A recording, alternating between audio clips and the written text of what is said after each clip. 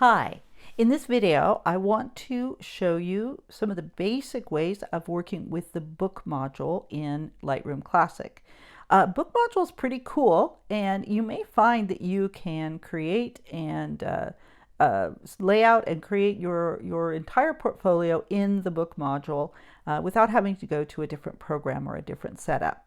You also might find that the limitations of this program, and there are some limitations, mean that you do need to go outside of it. For this unit though, all I want you to do, I just want you to stay with the book module and play with layout, with page layout. It's the perfect tool to get started on this. You're just going to be making digital images, so you're not going to be running any risks. I want you for your assignment to create 3 different possible layouts using this module and this tool. Okay, well, let's get started because I have a lot to cover. So we are in the library, and I have made this little demo portfolio of flowers, of these flower close-ups. I've made them a little bit dreamy and romantic and grainy, and I want to make a little pretty sort of art book with them.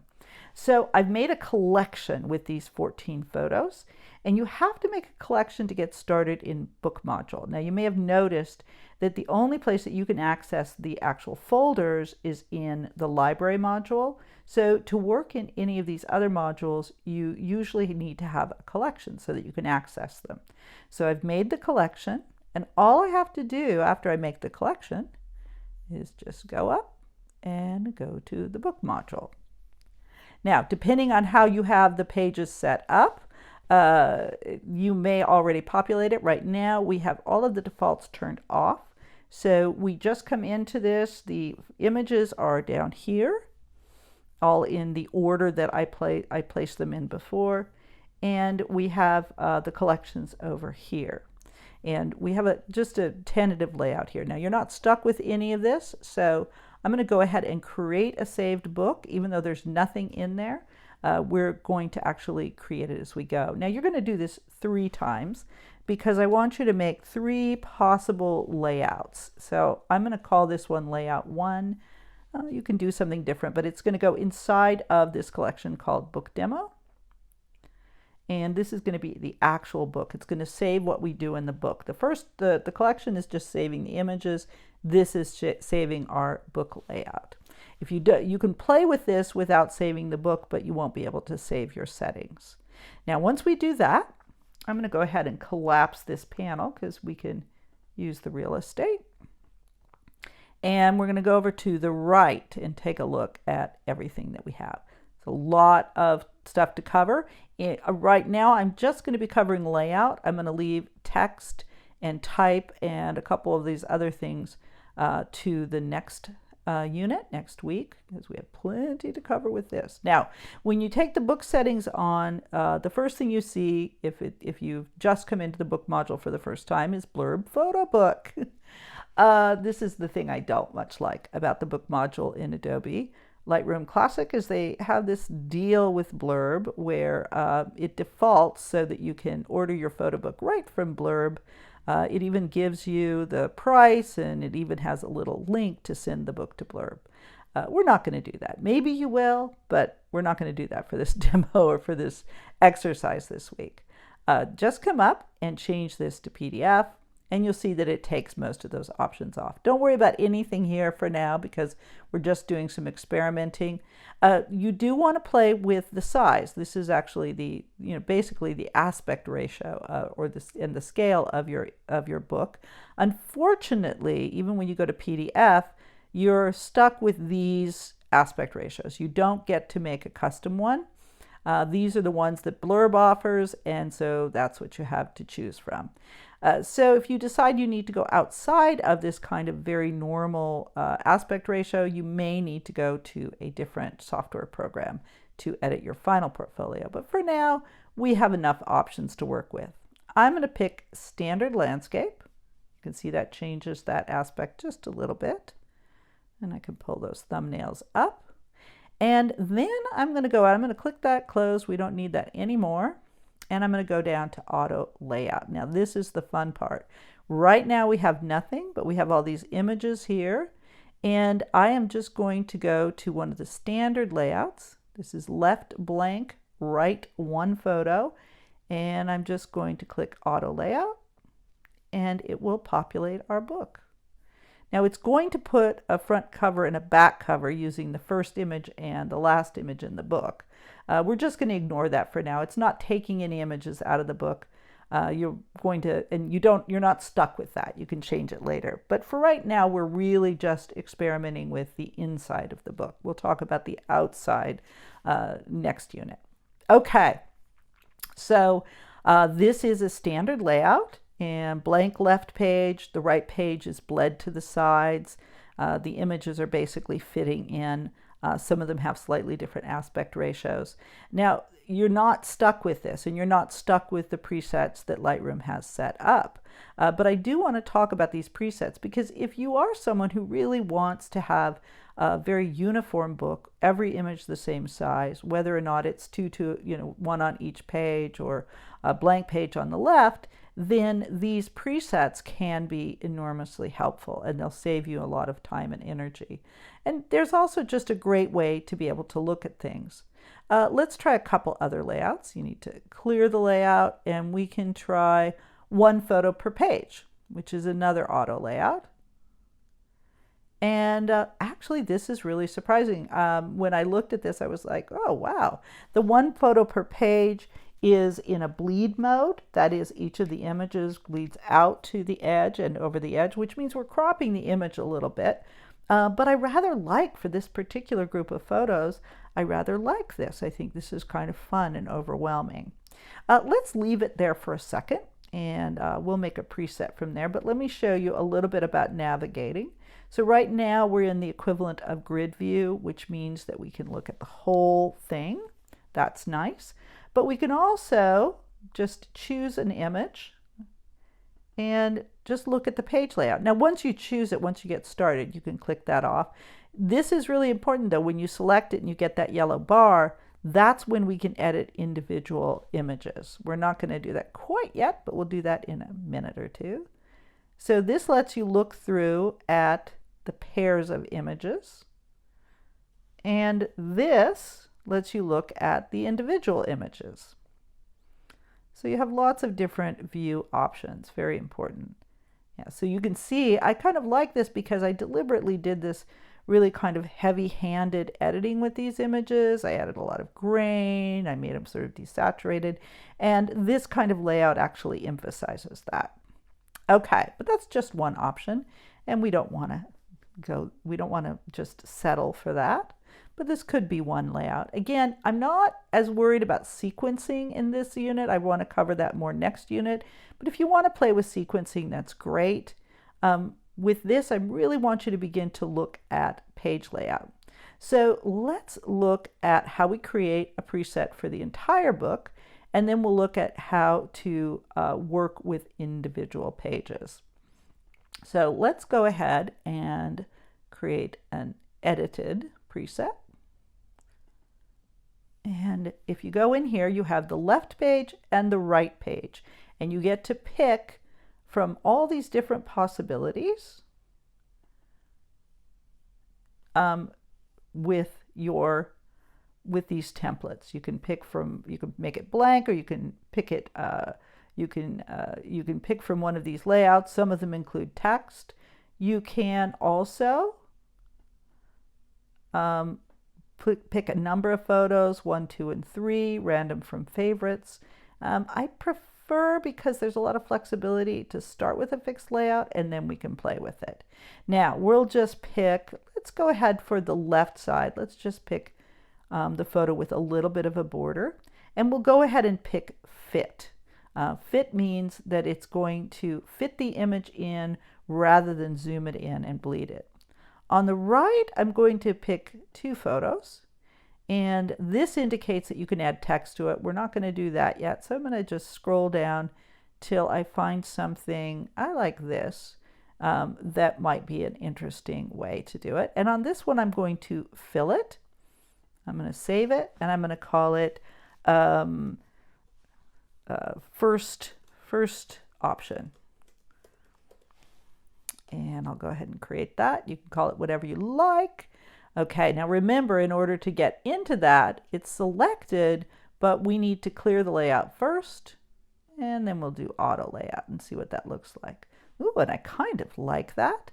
I have just the right number of photos. Now, if I were to pick another setup, like 3 photos per page or 4 photos per page, then you might end up with some blank spaces.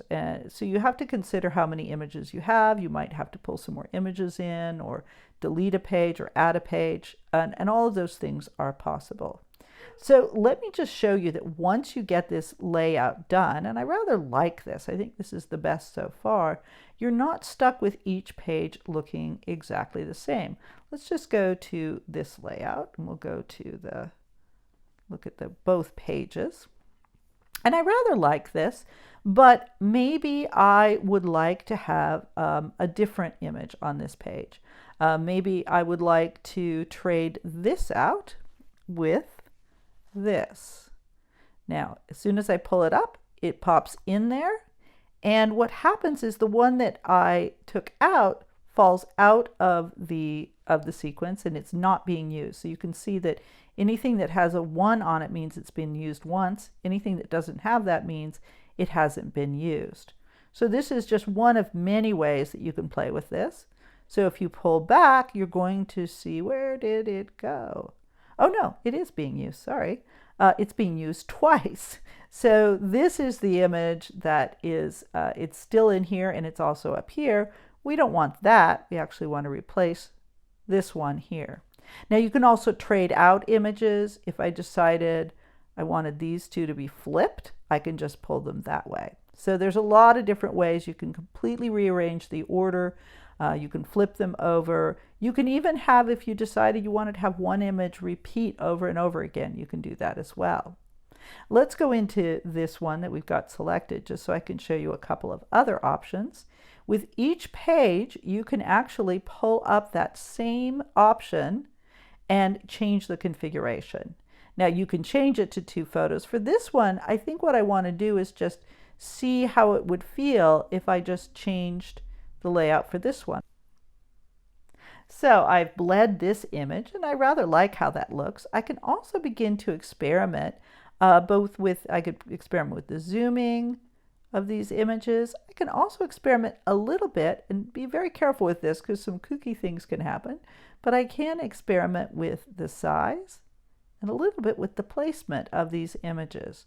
So this can get a little bit interesting.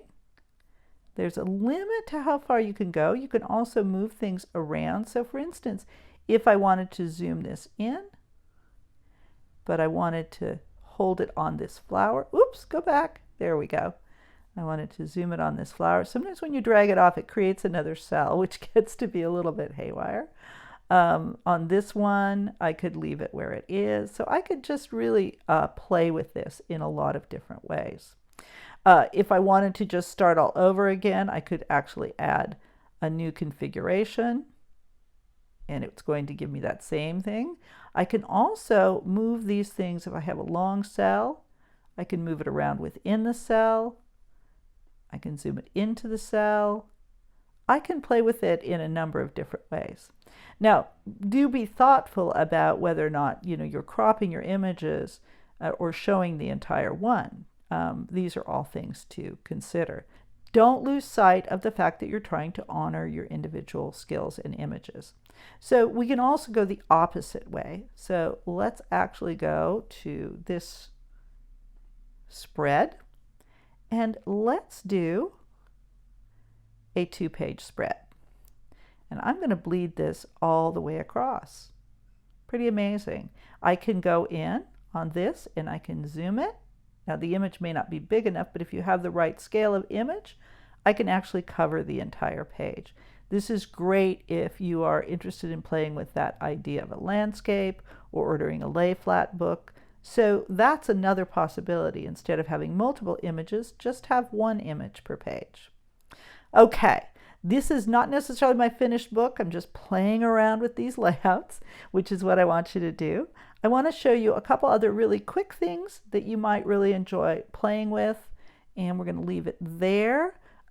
We can, oh, by the way, if you take the guide, you can take the guides off so you can just look at this. These are going to be handy when you start thinking about printing, but we don't need to worry about them now.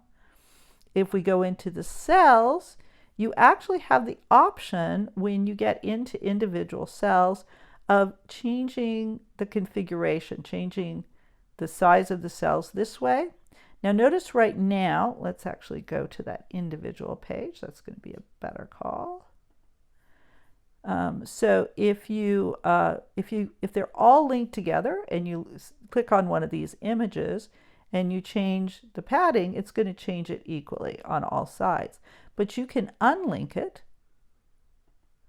so that if you change the left, it's just going to move it this way, or to change the right, it's just going to move it this way.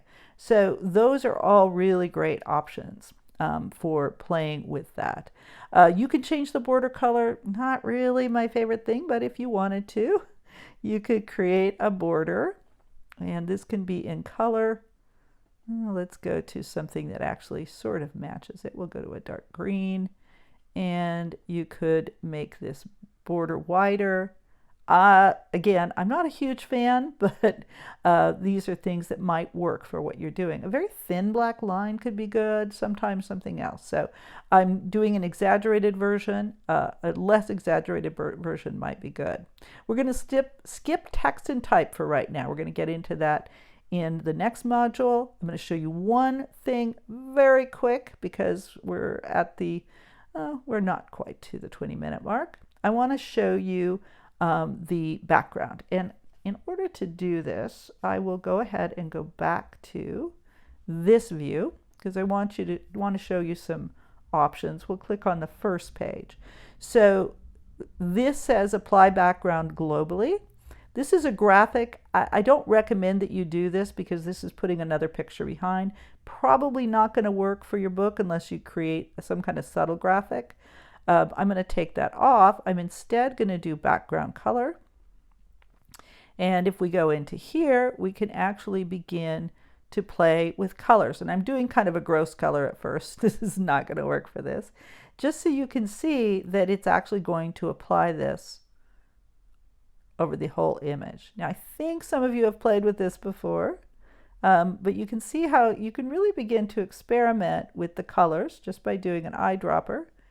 And maybe create just a buff background. And I'm personally kind of a fan. I do not love bright white backgrounds, but for some people's work, that's exactly right. For some people's work, a very dark background can be awesome. And you might also, let's just go ahead and click this out, not make it universal. Just pick the background color. Oh, sorry, click it on, not make it universal. Just change the background color for this first one. So each of them, and I don't like that color, each of them could have a different background color. Okay, I think that is more than enough for you to play with this week. Once you get done, you're going to export the book to PDF and you'll save it anywhere you want to save it, call it Portfolio 1. And once you have that saved, you're going to upload that to your exercise assignment. Actually, 3 of them to your exercise assignment. Okay, that's all.